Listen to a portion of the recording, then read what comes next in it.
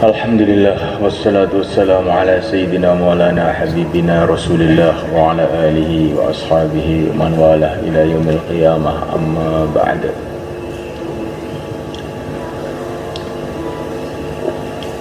Hadirin dimuliakan,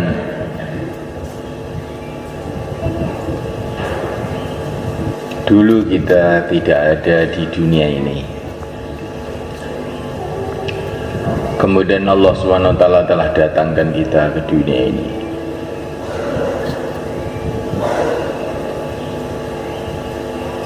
Dan ini tidak lama. Allah SWT akan pindahkan kita ke alam yang lain, yaitu di alam akhirat yang kekal abadi selama-lamanya. Maka janganlah dijadikan dunia ini sebagai ukuran kesuksesan, kegagalan, kesusahan, kegembiraan. Karena dunia ini tidaklah lama. Hari berganti hari, bulan berganti bulan, tahun berganti tahun, tiba-tiba sudah hampir habis kehidupan dunia ini.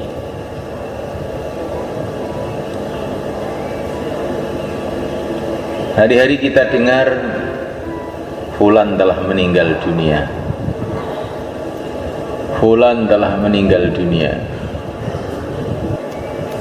Tetapi di negeri akhirat sana hari-hari didengar fulan baru datang dari dunia, fulan baru datang dari dunia.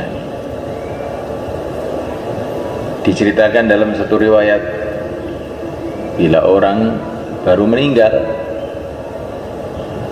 dunia, masuk di alam kubur, kalau dia orang beriman, maka orang-orang beriman yang ada di alam kubur pada ngumpul untuk menjumpai dia. Orang-orang di alam kubur pada bertanya, bagaimana keadaan dunia sekarang? Bagaimana anak-anak saya? Bagaimana teman-teman saya itu? Kalau mereka mengatakan, teman kamu sekarang dalam agama, mengamalkan agama, maka orang-orang di kubur pun pada gembira. Tapi kalau ada berita, bagaimana fulan? Oh, fulan itu kan sudah setahun yang lalu mati. Inna lillahi wa inna ilaihi raji'un. Mereka terkejut. Sudah mati kok tidak ke sini? Berarti dia matinya tidak dalam iman, dia ditempatkan di tempat yang lain, tempatnya orang-orang kafir sana. Kalau dia mati dalam keadaan iman, mesti ke sini ini tempat pertemuannya di sini ini, katanya mereka itu. Semoga Allah tetapkan kita dalam Islam, tetapkan kita dalam iman, hidup dalam iman, mati dalam iman, berkumpul orang-orang ahli iman di alam kubur, di padang mahsyar, sampai di surga Allah. Insyaallah malaikat. Itulah doa kita, itulah kesuksesan yang sebenar-benarnya. Kalau orang itu menganggap kesuksesan, kegagalan adalah dunia ini, maka dia ini akan keliru. Dunia ini baru satu langkah dari kehidupan manusia. Setelah itu masih ada bermiliar-miliar, bertriliun-triliun, nggak ada batas langkah-langkah kehidupan manusia ini. Oleh karena ta'ala, maka Allah utus para nabi, para rasul alaihi wassalatu wassalam. Tidak ada nabi diutus untuk urusan-urusan bagaimana membuat jembatan, bagaimana memperbaiki pertanian, bagaimana memperbaiki rumah. Tapi nabi-nabi semua diutus adalah untuk memperbaiki manusia. Kalau nabi kita dan jin juga, karena jin ini juga seperti manusia, akan ke akhirat yang selama-lamanya. Dijumlahkan Allah Ta'ala, para nabi, para rasul semua dikirim untuk memperbaiki manusia, karena inilah makhluk yang akan kekal.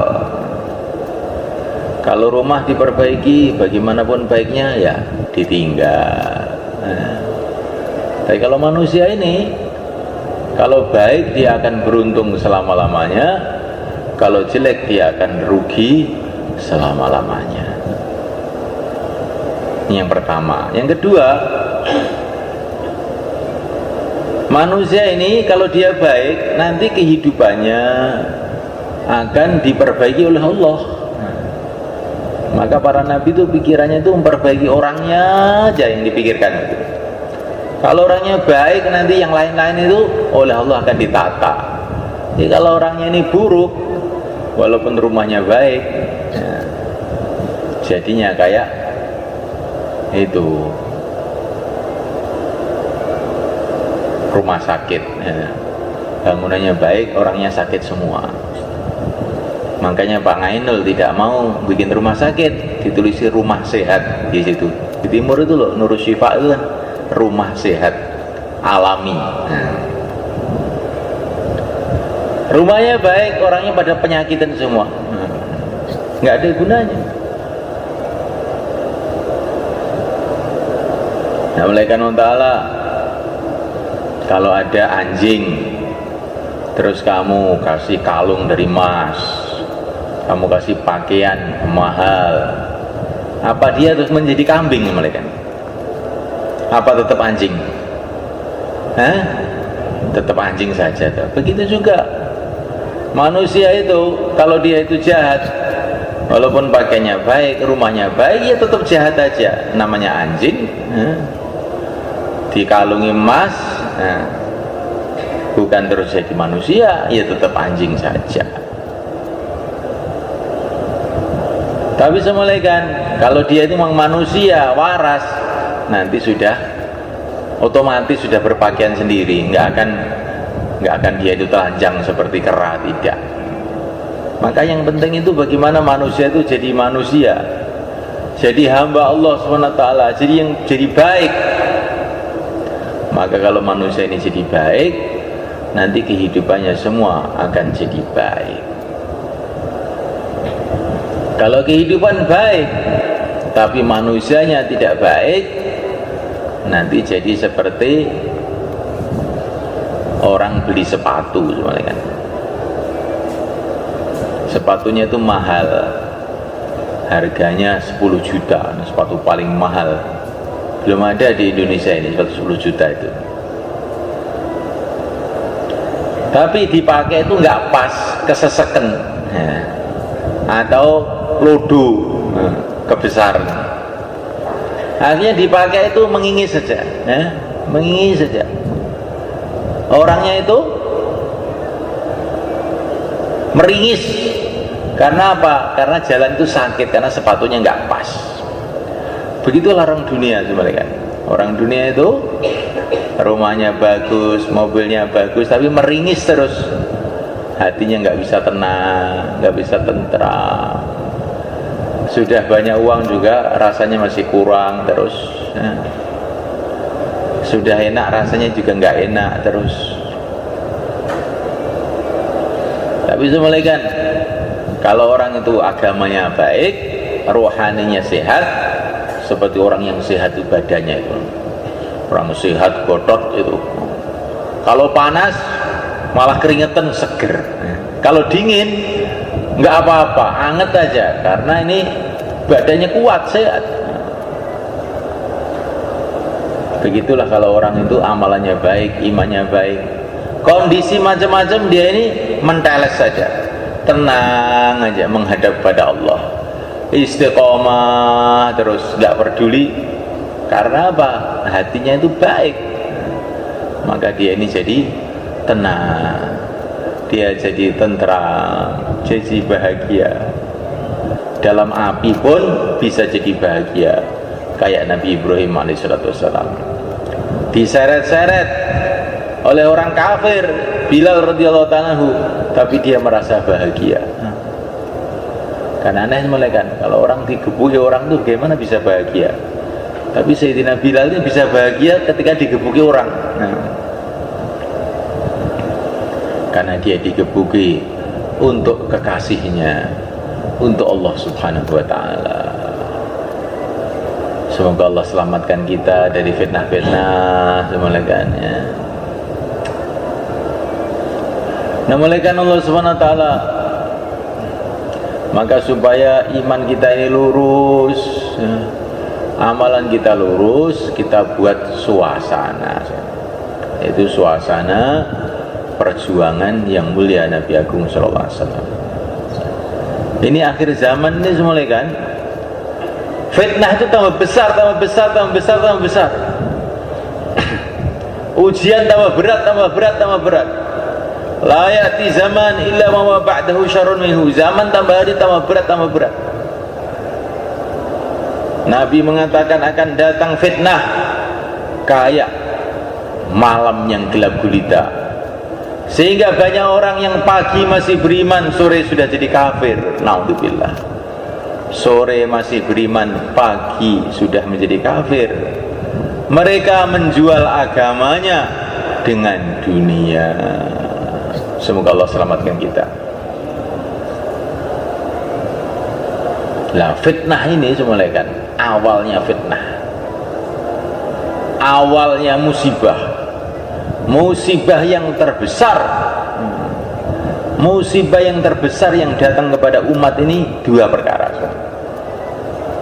Yang pertama kali adalah wafatnya yang mulia Nabi Agung Muhammad SAW.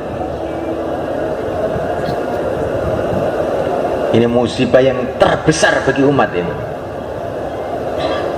Gak ada yang lebih besar daripada itu. Nabi mengatakan tidak ada musibah melebihi perpisahan umatku dengan aku.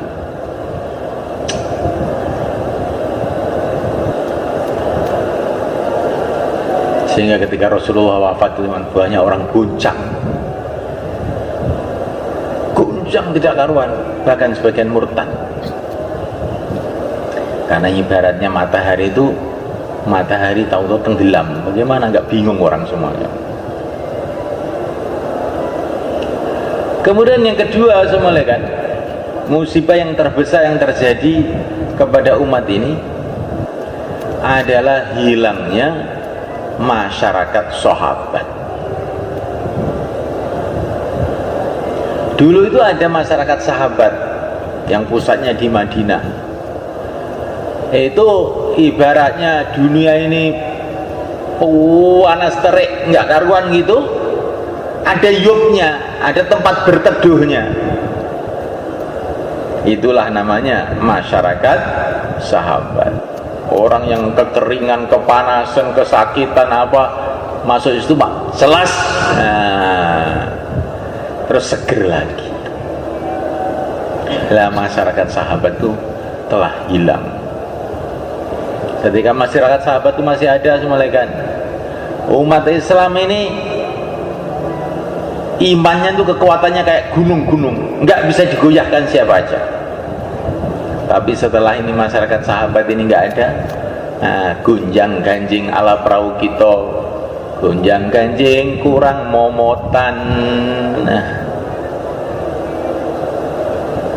Nah mulaikan Allah Ta'ala, kata para ulama, nah sekarang harus kita itu terus bagaimana untuk supaya musibah yang dua musibah besar ini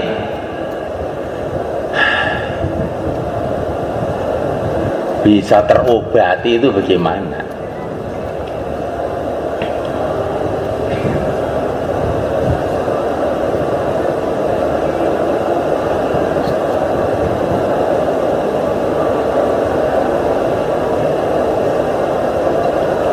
Namuliakan Allah SWT. Rasulullah telah dipanggil oleh Allah. Gantinya apa ini? Enggak ada gantinya. Tidak ada gantinya, kata para ulama, kecuali dengan menghidupkan sunnah-sunnah Nabi. Yang pertama. Yang kedua, mencintai Nabi dengan sesungguh-sungguhnya, karena Nabi mengatakan orang itu akan dikumpulkan oleh Allah bersama orang yang dicintai. Walaupun kita ini nggak bisa melihat Nabi, nggak bisa berkumpul Nabi dengan cinta kepada Nabi, semoga nanti akhirnya juga bisa berkumpul di sana bersama Nabi. Yang ketiga, banyak berselawat kepada Nabi. Orang yang senantiasa berselawat kepada Nabi nanti akan berdekatan kepada Nabi pada hari kiamat. Ini gantinya, ini untuk mengobati musibah pertama ini. Hidupkan sunnah Nabi, cintai Nabi dengan sungguh-sungguh, banyak baca selawat. Insyaallah malaikat.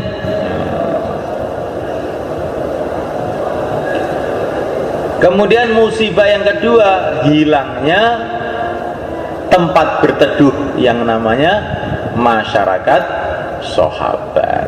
Nah ini bagaimana? Ngobatinya ini bagaimana? Ngobatinya kita bikin perkumpulan fikir agama. Di masjid-masjid kita bikin 5 amal masjid sebagai gantinya masyarakat sahabat. Nah, kita kumpulkan umat Islam untuk fikir agama sama-sama. Di mahalah-mahalah kita, di masjid-masjid kita bikin majelis taklim, kita bikin majelis-majelis zikir. Bagaimana saya supaya bisa selamat ya Rasulullah? Hadirlah dalam majelis-majelis zikir, kata Rasulullah. Dan setiap kamu menyendiri, gerakkan lisan kamu untuk berzikrullah.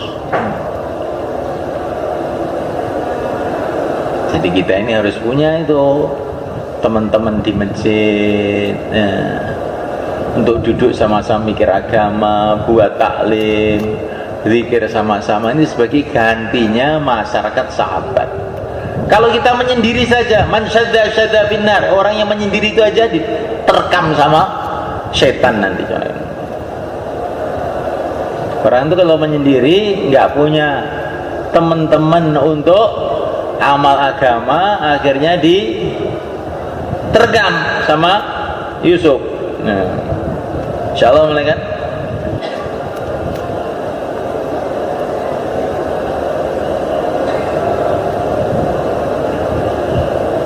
Maka Habib Umar bagaimana syairnya? Berkumpul orang-orang soleh adalah nikmat dunia di surga. Gimana itu? Musahabatur rijali dzabil wafai, na'imu khuldi fi daril fanai. Berkumpul dengan orang-orang yang senantiasa berpegang teguh dengan agama, itu adalah nikmat surga yang ada di dunia, katanya. Karena nanti kalau di surga itu ya kamu mau kumpul siapa? Kumpul orang-orang iman dah. Lah kalau kamu di dunia kumpul orang-orang iman, orang-orang soleh, itu nikmat surga yang sudah di dunia.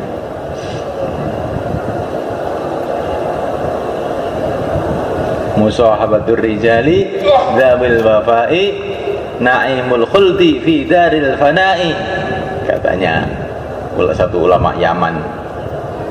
Berkumpul orang-orang dzabil wafa, yang dia menepati janjinya dalam mengamalkan agama.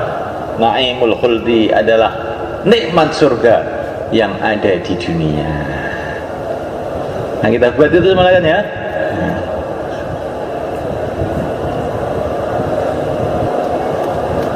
Loh, nikmat surga itu kan bukan itu saja, Pak. Nah, di surga juga makan. Berarti kalau makan di dunia sama juga nikmat surga. Oh, lain.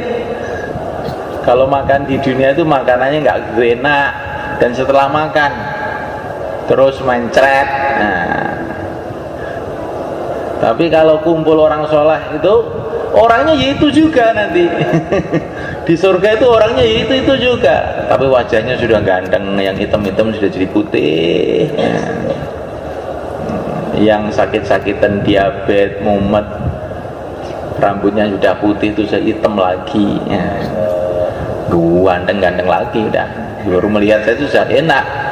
Kalau di dunia ya mungkin dilihat tuh nggak begitu enak karena penyakitan, ngantuk.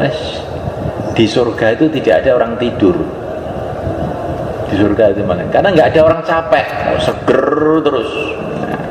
Enak ya, enak kan.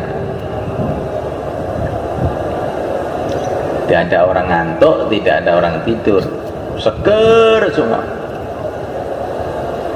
Kekal abadi berjuta-juta tahun. Semoga termasuk kita. Nah, kan untuk mengobati dua musibah ini tadi, kita keluar jalan Allah, insyaallah kan.